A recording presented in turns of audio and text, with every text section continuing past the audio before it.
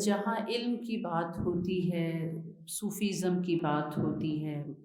محبت کی بات ہوتی ہے، عشق کی بات ہوتی ہے، تو اس کو تو کبھی بھی ختم نہیں کیا جا سکتا، اس کے تو اثرات رہتی دنیا تک قائم رہیں گے۔ نہ اٹھا پھر کوئی رومی عجم کے لالہ زاروں سے، وہی آب و گل ایراں، وہی تبریز ہے ساقی۔ یہ اقبال نے کہا،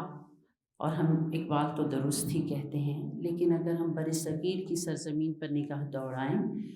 تو کچھ شخصیات ہمیں ایسی ضرور ملتی ہیں کہ جن کے اثرات ہمیشہ قائم رہے، اور جنہوں نے رومی کو بہت خوبصورتی سے فالو بھی کیا۔ اس میں سے ایک حضرت سلطان باہو کی شخصیت ہے کہ جو اسی راہ پر ہمیں گامزن نظر آتی ہے جس پر رومی تھے۔ کہتے ہیں کہ شاعروں کا تو شاعروں سے موازنہ کیا جا سکتا ہے، لیکن اگر کسی شخصیت کا یا کسی شاعر کا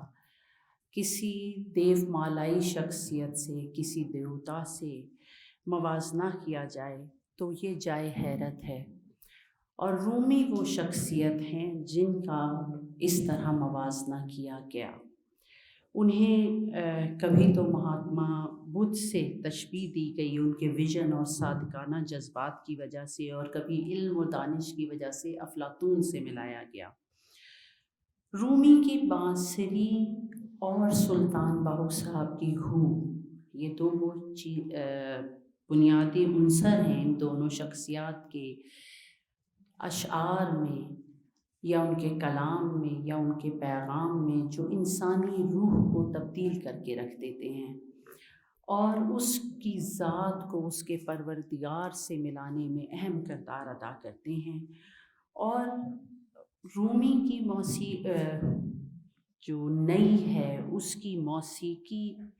وہ موسیقی ہے کہ جس کا یونانی اساطیری دیوتا پین، جو جنگلوں چراگاہوں کے دیوتا اور فی البدیہہ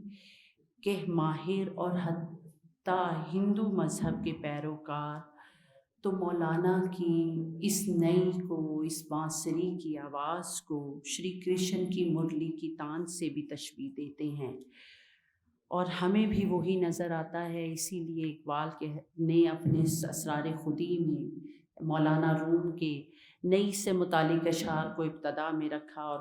مولانا فرماتے ہیں کہ بشنو از نئی چون حکایت می کند، وز جدائی ها شکایت می کند، کیونکہ یہ جو نئی ہے اس کی آواز آپ کی روح کی آواز ہے۔ یہ بانسری جب بجتی ہے تو پروردگار سے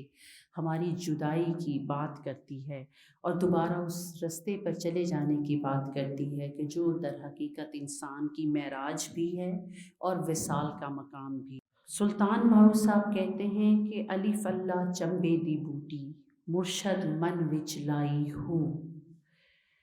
میں ایسے ہی پڑھ رہی تھی تو مولانا کا ایک شعر یاد آ گیا کہ وہ کہتے ہیں کہ ای مرغ کی خوشخواہا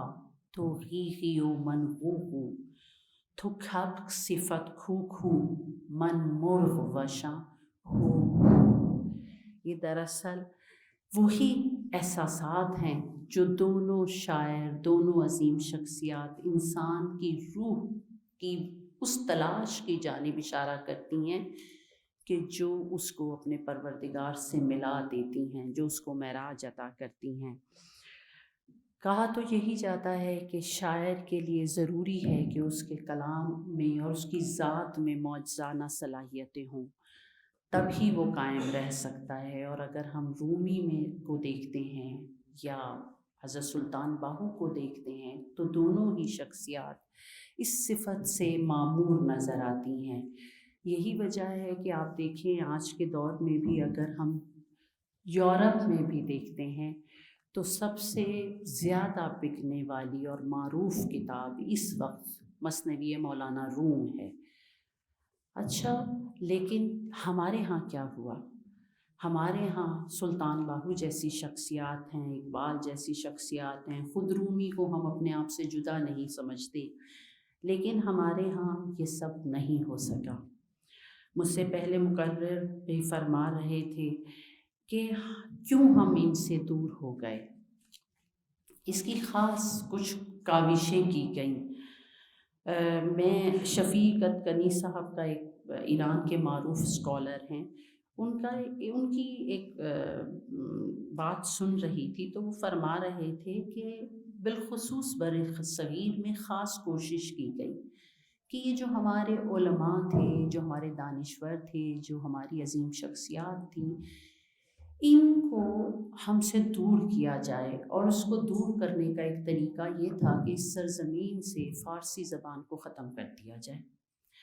کیونکہ ہماری جو سارا علمی سرمایہ ہے وہ تو اسی زبان میں ہے، ہمارا دینی سرمایہ بھی بے پناہ فارسی زبان میں ہی موجود ہے۔ اور پھر اس کاوش کی وجہ یہ تھی کہ یورپ کے پاس تو کوئی بہت بڑی شخصیات نہیں تھی، ہم دیکھیں تو شیکسپیئر ان کے ہاں سب سے بڑی شخصیت ہمیں علمی لحاظ سے نظر آتی ہے، لیکن بر صغیر میں یا آپ مسلم دنیا میں دیکھیں تو آپ رومی سے بھی پہلے اگر دیکھیں تو ثنائی اور عطار، اور پھر فردوسی، پھر رومی، پھر حافظ، سعدی، ایسی شخصیات ہیں۔ اور بر صغیر میں آپ آ جائیں تو حضرت امیر خسرو، حضرت سلطان باہو، اقبال، ہزاروں ایسی شخصیات ہیں۔ ہم تو معمور ہیں علم و فن اور دانش کے نور سے، لیکن ہم سے اس کو دور کیا گیا تاکہ ہم اپنے اصل سے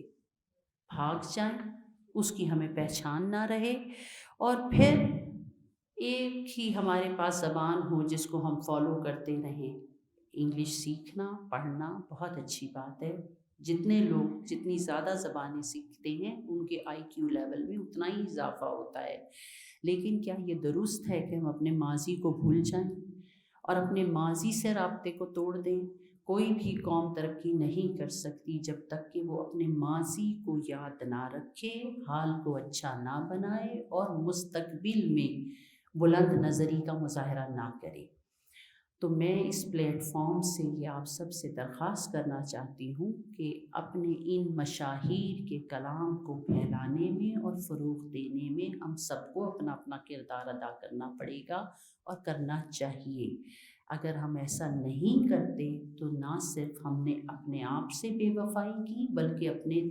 وطن سے بھی بے وفائی کی، اور پھر جو لوگ اپنی ذات کو بھول جاتے ہیں، بات وہاں آ جائے گی کہ پھر اقبال اور پھر خودی، تو پھر سب کچھ ہی ہاتھ سے چلا جاتا ہے۔ تو میں اس امید کے ساتھ اپنے کلام کو، گفتگو کو اختتام کروں گی کہ نہ صرف مسلم انسٹیٹیوٹ بلکہ ہم سب اس کاوش کو جاری رکھیں گے، اور ہم اپنی اپنی حد تک رول ضرور پلے کریں گے۔ شکریہ۔